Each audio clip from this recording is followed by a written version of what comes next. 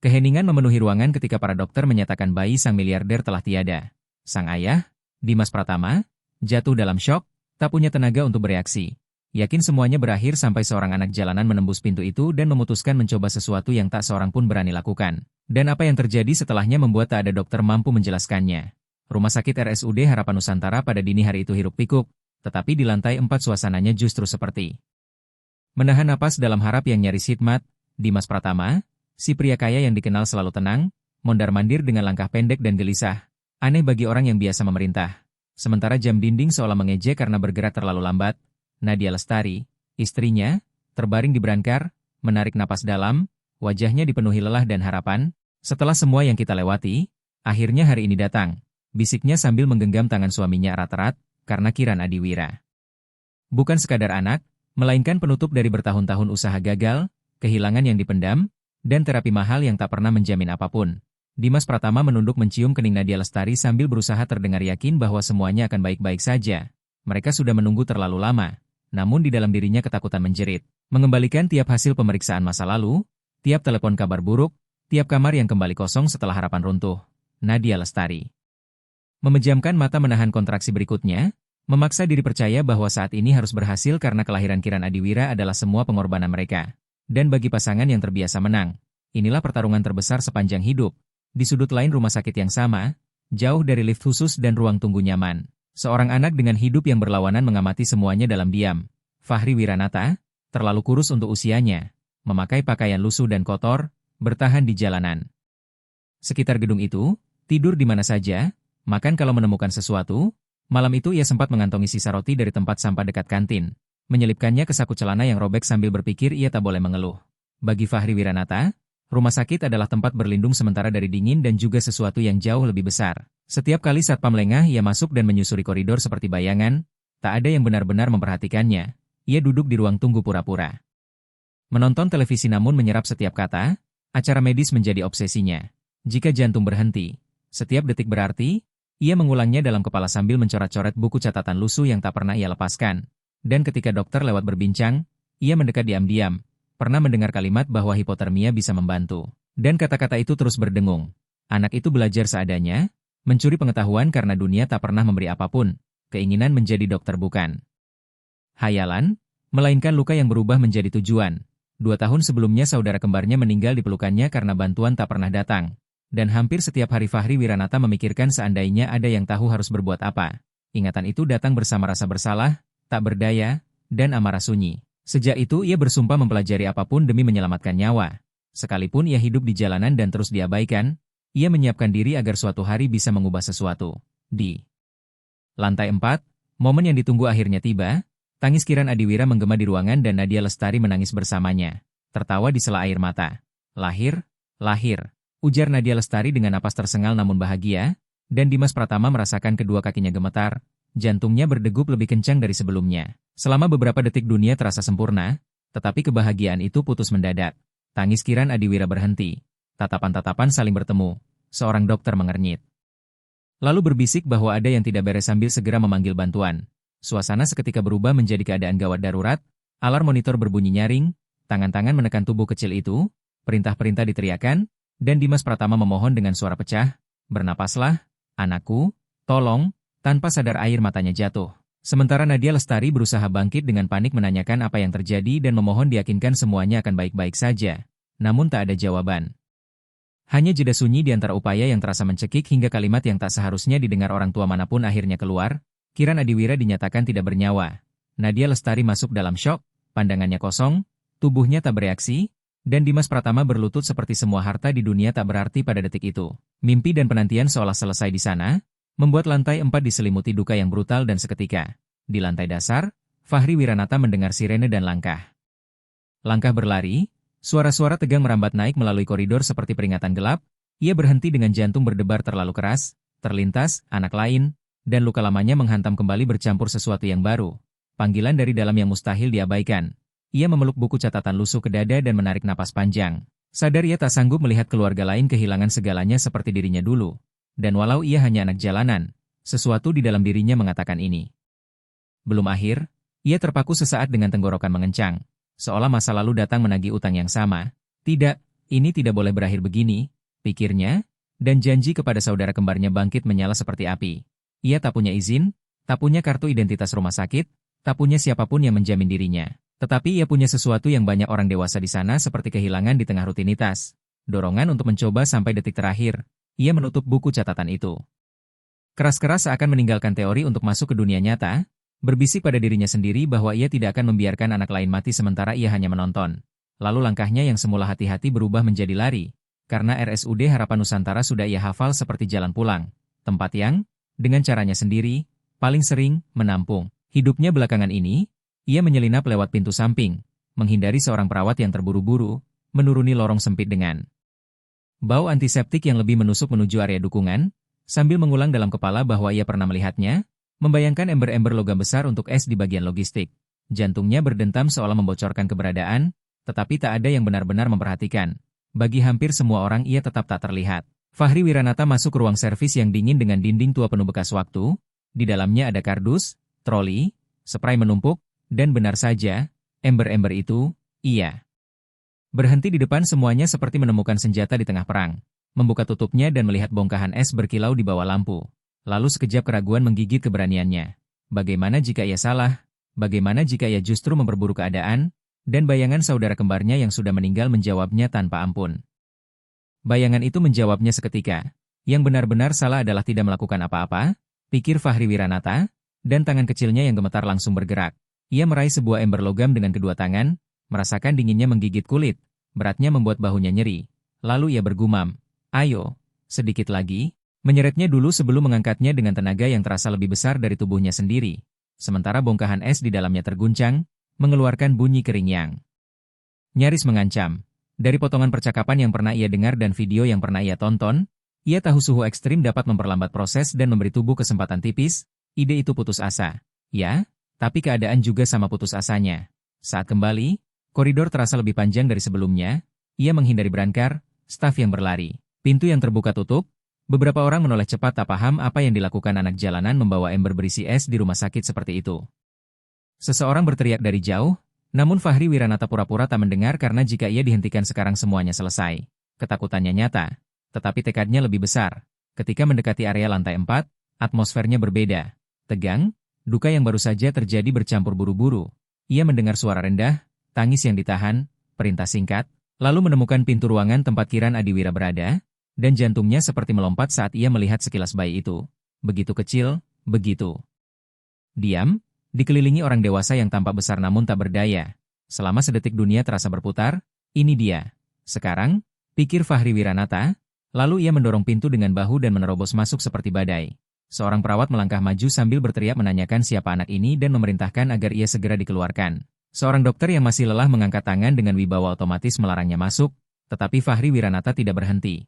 Matanya terkunci pada bayi. Itu, bukan kurang ajar, melainkan darurat. Tenggorokannya terasa panas dan tanpa sadar ia berkata lantang dengan suara bergetar bahwa ini belum selesai dan ia bisa mencoba sesuatu.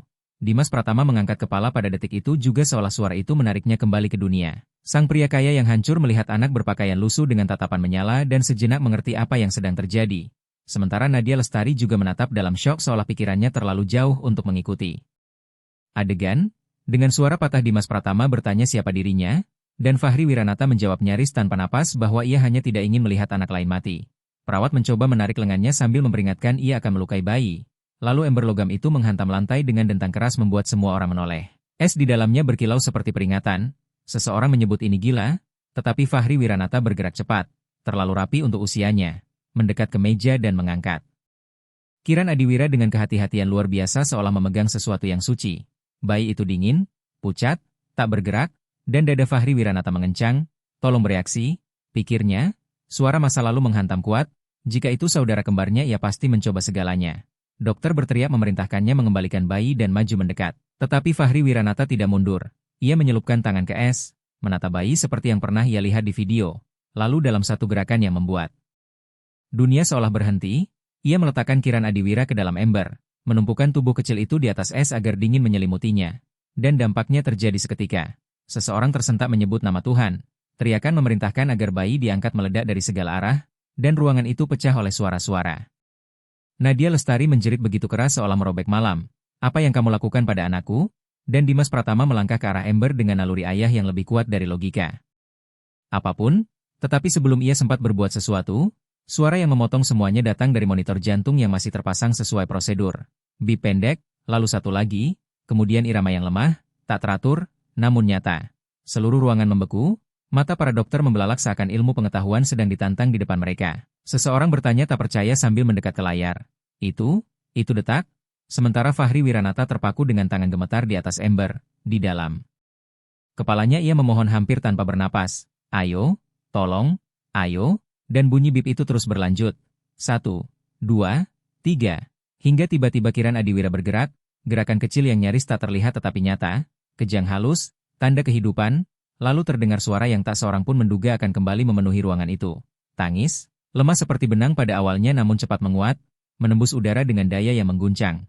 Nadia Lestari menutup mulut dengan kedua tangan dan ambruk dalam. Air mata seolah tubuhnya baru kembali padanya pada detik itu. Sedangkan Dimas Pratama, masih tak percaya, kembali berlutut, kali ini karena syukur, karena syok, karena bahagia yang sampai terasa sakit, dan ia mengulang-ulang, dia menangis, seperti orang yang perlu mengatakannya keras-keras agar otaknya menerima. Seorang dokter berlari mendekat memberi perintah beruntun. Angkat dengan hati-hati, bawa ke penghangat bayi, sekarang pemantauan penuh, dan tim yang tadi kelelahan tanpa harapan berubah menjadi pasukan yang hidup kembali.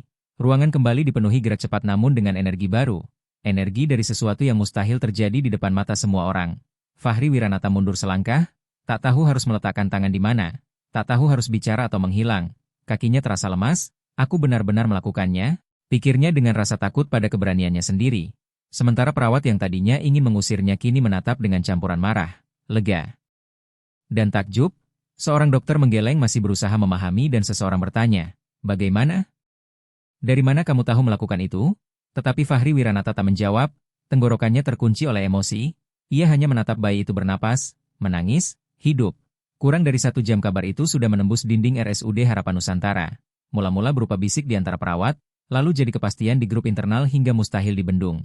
Seorang anak menyelamatkan bayi yang sempat dinyatakan meninggal, dan saat Fajar menyingsing itu bukan lagi sekadar kasus medis melainkan fenomena. Di luar, para wartawan mulai berkerumun, kamera mengarah ke gerbang depan rumah sakit, mikrofon terjulur seperti senjata yang memburu emosi. Nama Fahri Wiranata belum dikenal, tetapi gambarnya, kotor, kecil, memegang ember logam, sudah beredar dalam video goyah dari ponsel yang merekam diam-diam. Di dalam rumah sakit, Fahri Wiranata merasakan beratnya perhatian itu tanpa benar-benar paham apa yang terjadi. Ia dibawa ke sebuah ruangan kecil jauh dari Icu, dengan sebotol air mineral dan roti isiang. Masih utuh di atas meja, ia berpikir panik bahwa ia pasti melakukan sesuatu yang salah sambil mengepal tangan berkeringat di atas paha. Setiap kali pintu terbuka ia meringkuk siap menerima omelan atau perintah untuk pergi. Karena seumur hidupnya diperhatikan tak pernah berarti hal baik, ia tak bisa membedakan ketenaran dari bahaya. Semuanya terdengar seperti ancaman. Dimas Pratama, yang masih limbung, mengamati dari jauh berusaha merapikan perasaannya sendiri. Anaknya hidup, bernapas dengan bantuan alat. Bagi Dimas Pratama, fakta bahwa Kiran Adiwira masih hidup dan bernapas dengan bantuan alat adalah satu-satunya hal yang penting. Tetapi di antara kunjungan-kunjungan ke Icu ia tak mampu mengusir wajah anak itu dari pikirannya. Ia bertanya pada seorang dokter siapa anak itu dan dari mana asalnya. Namun jawabannya penuh ketidakpastian. Mereka tak tahu. Anak itu tampaknya hidup di jalanan, dan kabar itu menghantam Dimas Pratama dengan cara yang aneh. Seorang anak miskin yang nyaris tak terlihat telah melakukan sesuatu yang bertahun-tahun uang, teknologi, dan para spesialis gagal lakukan. Ketika akhirnya ia meminta berbicara dengan Fahri Wiranata, pertemuan mereka dimulai dalam sunyi. Dimas Pratama masuk ke ruangan kecil itu pelan seolah takut mengejutkannya. Sementara Fahri Wiranata langsung menatap, siap membela diri. Lalu bertanya lirih apakah pria itu ayah bayi. Dimas Pratama mengangguk dan berkata ia memang ayahnya dan ia perlu melihatnya. Ada jeda berat sebelum Fahri Wiranata berani bertanya, kenapa? Dan Dimas Pratama menarik napas dalam, menjawab bahwa karena anak itulah yang menyelamatkan nyawa anaknya. Kata-kata itu menggantung terlalu besar, membuat Fahri Wiranata menunduk canggung dan berkata ia hanya mencoba. Karena tak mungkin tidak mencoba, hampir seperti meminta maaf. Lalu Dimas Pratama duduk di depannya dan bertanya bagaimana ia tahu harus berbuat apa. Fahri Wiranata ragu sekejap lalu menumpahkan semuanya sekaligus seperti membuang beban dari dada, tentang video-video yang ia tonton, percakapan dokter yang ia dengar diam-diam, dan tentang saudara kembarnya yang meninggal 2 tahun lalu. Ia mengaku dengan mata penuh air bahwa seandainya ia tahu malam itu apa yang harus dilakukan, saudaranya mungkin masih hidup, dan Dimas Pratama merasakan simpul di tenggorokan yang tak ia sangka. Di luar, Media sudah menyiapkan judul besar bahwa seorang anak jalanan menyelamatkan bayi seorang miliarder. Kalimat itu menyebar cepat dengan emosi dan kontras. Bagi publik, Fahri Wiranata menjadi simbol harapan, keajaiban, dan keadilan yang terasa puitis. Orang-orang menangis melihat liputan dan berkata, lihat itu. Seorang anak menyelamatkan anak lain, tetapi di balik kamera mulai muncul pertanyaan yang tak nyaman. Bagaimana ia bisa masuk rumah sakit? Siapa yang membiarkannya? Ini murni keberuntungan atau ada sesuatu yang lain? Dimas Pratama memutuskan bertindak sebelum dunia memutuskan untuknya, dan ketika ia kembali menemui Fahri Wiranata, ia bicara tegas. Bahwa anak itu tidak boleh kembali ke jalan. Fahri Wiranata langsung kaku dan terbata mengatakan ia tidak ingin membuat masalah. Namun Dimas Pratama menggeleng dan menegaskan bahwa ia bukan masalah, ia hanya seorang anak yang pantas dirawat. Lalu dengan suara mantap ia meminta Fahri Wiranata tinggal beberapa hari di rumah besarnya di BSD City, Tangerang Selatan. Sampai badai ini lewat dan media berhenti mengejarnya, hanya sementara untuk melindunginya. Fahri Wiranata terbelalak tak tahu harus menjawab apa, sementara Nadia Lestari yang masih rapuh mengamati dari jauh dengan tatapan campur aduk antara syukur dan bingung. Ada sesuatu yang indah di sana namun juga sesuatu yang mengusiknya.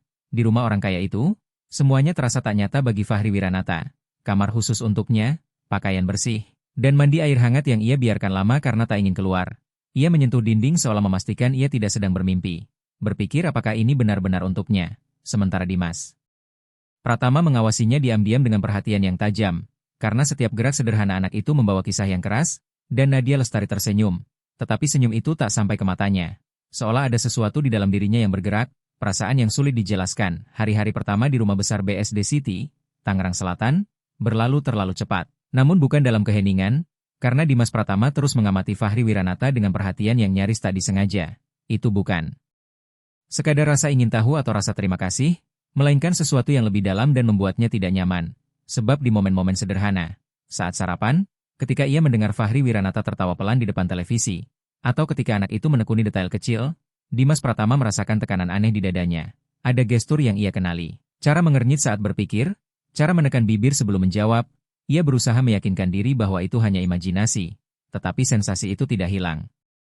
Justru semakin kuat, perlahan Dimas Pratama mulai melihat kemiripan fisik yang sulit dijelaskan. Bentuk mata, garis rahang yang masih anak-anak namun tegas, bahkan cara Fahri Wiranata memegang sendok garpu mengingatkannya pada sesuatu yang lama dan nyaris terlupakan, hingga suatu pagi ia menatap terlalu lama dan Nadia Lestari menyadarinya. Bertanya lirih, ada apa? Dimas Pratama buru-buru memalingkan pandangan dan berkata tidak apa-apa, ia hanya sedang berpikir, padahal bukan, tidak apa-apa. Melainkan potongan-potongan yang mulai menyatu dengan cara yang berbahaya. Nadia Lestari pun mulai menangkapnya. Awalnya ia mengira itu hanya hayalan suaminya akibat stres dan semua yang mereka alami. Tetapi suatu sore ketika ia melihat Fahri Wiranata duduk di lantai ruang keluarga, fokus membongkar jam tua, ia merinding karena adegan itu terasa anehnya familiar. Setelah itu Dimas Pratama memanggilnya saat mereka berdua saja, dan dengan helaan napas berat ia berkata bahwa Nadia Lestari juga melihatnya, bukan? Lalu keheningan yang menyusul menjadi jawaban paling jelas, mereka tidak gila. Sejak hari itu suasana rumah berubah, makan malam makin sunyi. Percakapan sering terhenti di tengah. Dimas Pratama mulai terbangun dini hari. Duduk di ruang kerja menatap dokumen lama. Tanggal, perjalanan, ingatan yang sengaja ia dorong jauh demi kenyamanan. Sampai suatu malam ia bergumam bahwa ini tidak masuk akal. Usia tidak cocok. Namun semakin ia mengulangnya semakin ia tidak yakin. Ada hitungan yang tidak menutup dan justru karena itu harus ia tuntaskan. Lalu sebuah nama yang lama terkubur muncul kembali. Seorang perawat, hubungan singkat dan diam-diam, 13 tahun lalu. Dimas Pratama mengingat sangat sedikit karena ia memilih mengingat sedikit. Ia hanya tahu perempuan itu bekerja di RSUD Harapan Nusantara. Dengan jantung berdebar ia mencari catatan lama, arsip yang tak pernah ia sangka akan ia buka lagi. Dan ketika ia menemukan nama itu beban langsung menimpa. Lalu berkas berikutnya lebih buruk. Perempuan itu telah meninggal dalam keadaan serba kekurangan, tanpa keluarga yang dikenal, tanpa siapapun yang menjemput jenazahnya, membuat Dimas Pratama mengusap wajah dengan tangan gemetar dan berbisik lirih menyadari kemana semua ini bisa menyeret mereka. Nadia Lestari melihat kondisinya saat ia keluar dari ruang kerja pagi itu. Wajah pucat, mata cekung. Lalu bertanya tegas apa yang ia temukan. Dimas Pratama menarik napas dalam sebelum menjawab bahwa ia menemukan kemungkinan nyata bahwa Fahri Wiranata adalah anak kandungnya. Kata-kata itu jatuh keras tanpa pelapis. Nadia Lestari duduk perlahan seolah kakinya kehilangan tenaga. Tak ada teriakan atau tuduhan, hanya sunyi berat penuh guncangan. Ia bertanya apakah ia yakin, dan Dimas Pratama menjawab belum. Tetapi ia harus tahu. Tes DNA pun diminta tanpa keributan, cepat dan rapi. Sementara hasilnya belum keluar Dimas Pratama nyaris tak sanggup menatap Fahri Wiranata tanpa merasakan simpul di perut, dan di Sisi lain Fahri Wiranata mulai merasakan ada sesuatu yang ganjil di udara rumah itu. Apakah aku melakukan sesuatu yang salah? Tanya Fahri Wiranata dengan hati-hati pada suatu malam, dan Dimas Pratama menelan ludah sebelum menjawab bahwa sama sekali tidak. Namun ia tak sanggup menambahkan apapun, karena kebenaran itu ada di sana, menggantung di antara mereka, menunggu jatuh. Ketika hasil tes akhirnya tiba, ia tak menyisakan ruang bagi keraguan. Konfirmasi itu objektif, dingin, ilmiah, dan menghancurkan. Fahri Wiranata adalah anak biologisnya. Dimas Pratama membaca laporan itu. 2 kali lalu menjatuhkan kertasnya ke meja, air mata datang tanpa peringatan, berat dan sunyi, dan ia berbisik dengan suara pecah bahwa ia telah mengecewakan anak itu bahkan sebelum mengenalnya. Nadia Lestari tetap diam, memproses semuanya, tak ada perdebatan yang mungkin. Karena ikatan darah kini menyatukan 2 anak itu dan pada detik itu semua orang mengerti bahwa tak ada lagi yang akan sederhana dalam kisah ini. Pengungkapan itu menghantam rumah besar itu seperti badai senyap, tak langsung berisik, tetapi meretakkan segalanya dari dalam. Dan Dimas Pratama mulai mondar-mandir dengan langkah berat, pandangan kosong, ponsel menempel di telinga dalam panggilan yang tak pernah berakhir dengan para penasihat, pengacara, orang-orang yang berbicara tentang krisis citra, pengendalian dampak, dan waktu. Sementara Nadia Lestari mengamati dalam diam dengan sesuatu yang baru di matanya. Rasa sakit, bukan hanya karena kekacauan, melainkan karena pengkhianatan lama yang muncul ke permukaan dengan cara yang begitu brutal. Perlahan ia menjauh, tidur di kamar lain, menghindari percakapan panjang, menciptakan jarak dingin di antara mereka, dan tak satu pun dari itu mudah atau bisa dianggap remeh. Dimas Pratama ingin melakukan yang benar, tetapi kenyataannya ia terbelah bukan karena kurang perasaan, melainkan karena takut pada skandal, penilaian publik, dampak pada bisnis, dan apa yang akan dikatakan orang tentang masa lalu yang berusaha ia kubur, bahkan oleh Nadia Lestari yang kini nyaris tak sanggup menatap matanya. Dalam salah satu percakapan ia melontarkan kalimat yang terdengar terlalu teknis untuk situasi yang begitu manusiawi, bahwa mereka harus menyelesaikan situasi ini dengan hati-hati, dan kalimat itu menggantung dingin dan impersonal di udara. Sementara ia tak menyadari bahwa di balik pintu seseorang telah berhenti untuk mendengarkan. Fahri Wiranata berdiri di koridor tanpa alas kaki, memeluk buku catatan ke dada, dan saat mendengar kata-kata itu hawa dingin menjalar di punggungnya. Menyelesaikan situasi, bagi anak yang tumbuh di jalanan, itu berarti menjauhkan, menyembunyikan, mendorong pergi, jantungnya berdebar kencang, kenangan rumah singgah, pintu-pintu tertutup, dan janji-janji kosong kembali menghantam. Membuatnya berpikir inilah saatnya, merasakan berat lama penolakan kembali menempel. Malam itu rumah besar terasa terlalu luas dan terlalu sunyi. Nadia Lestari melewatinya di koridor tanpa sepatah kata. Wajah tertutup, mata bertanda air mata yang ditahan, dan itu mengukuhkan semuanya bagi Fahri Wiranata. Ia masuk ke kamar yang sempat menjadi perlindungan sementara dan menatap sekeliling seperti berpamitan.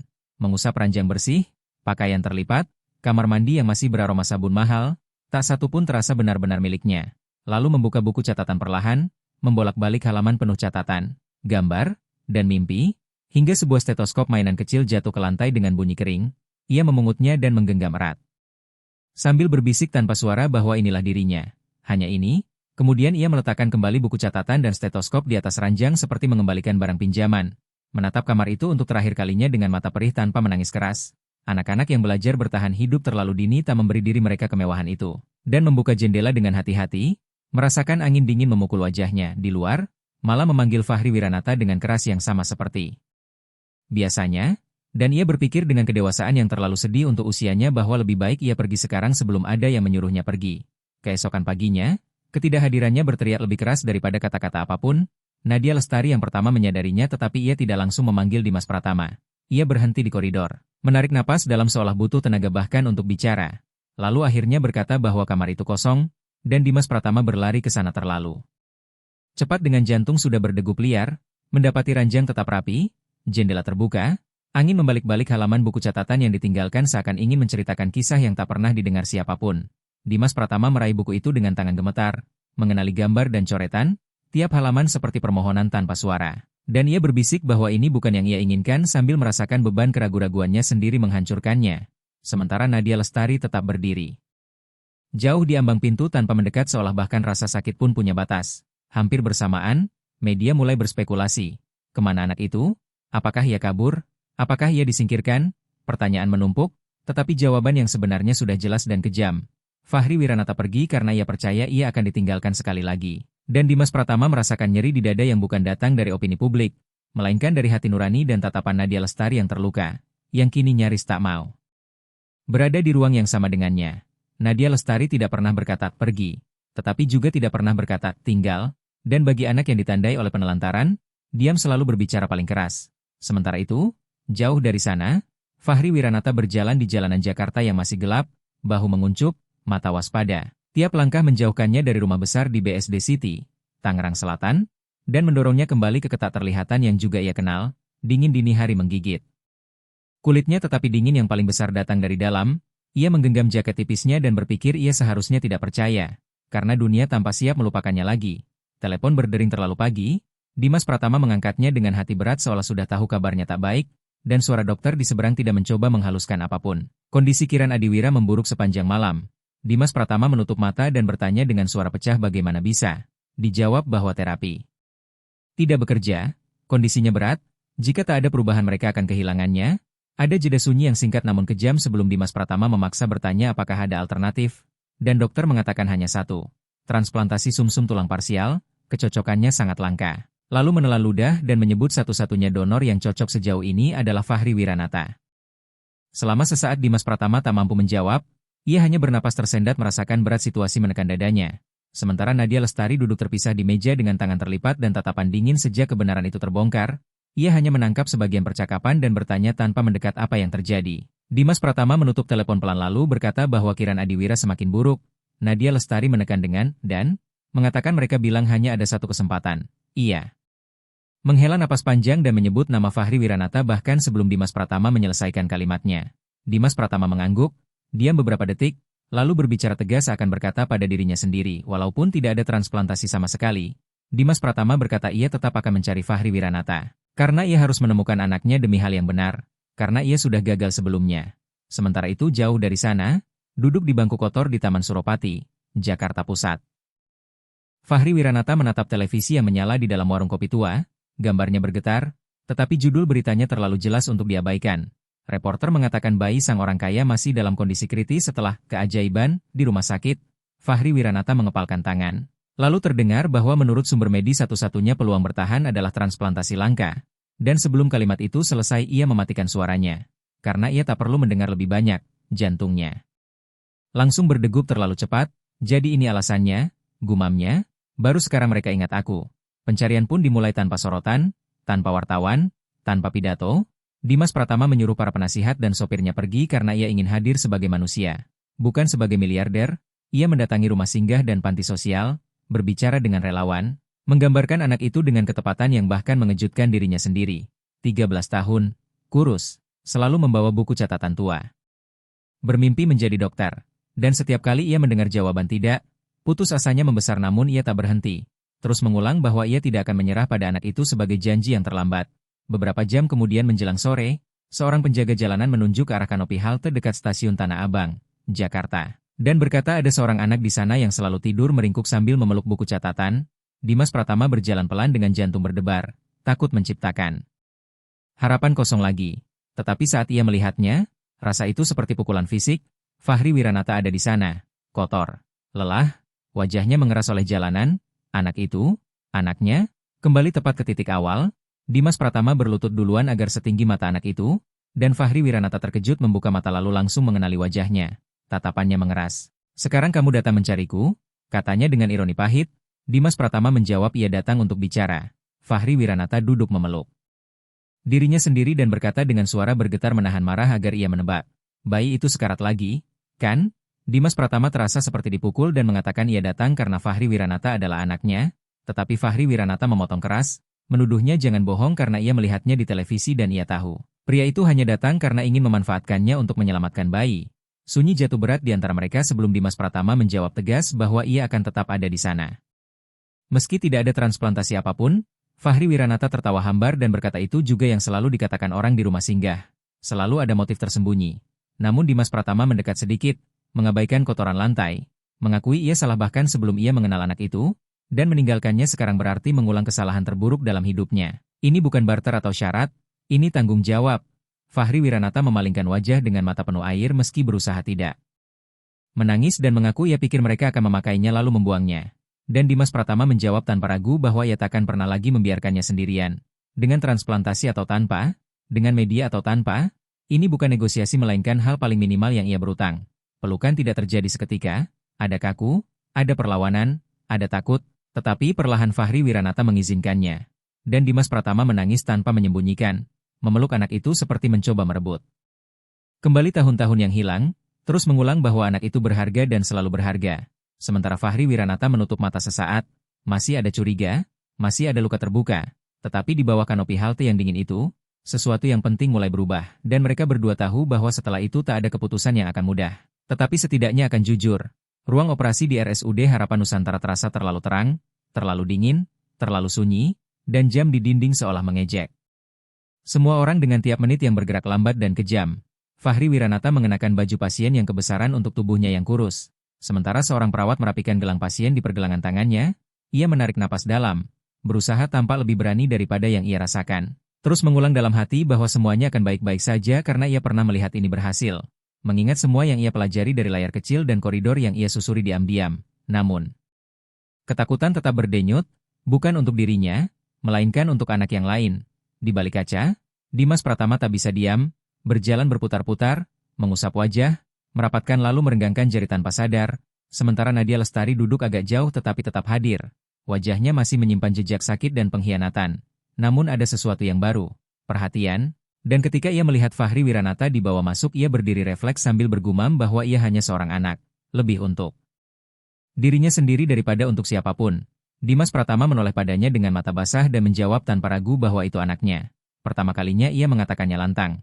Di dalam ruangan, para dokter mengambil posisi dengan ketepatan nyaris mekanis, seorang dokter bedah mengumumkan mereka akan mulai. Monitor jantung menunjukkan ritme Fahri Wiranata cepat namun stabil. Ia memejamkan mata ketika anestesi mulai bekerja dan sebelum tertidur ia berpikir bahwa Kiran Adiwira harus hidup.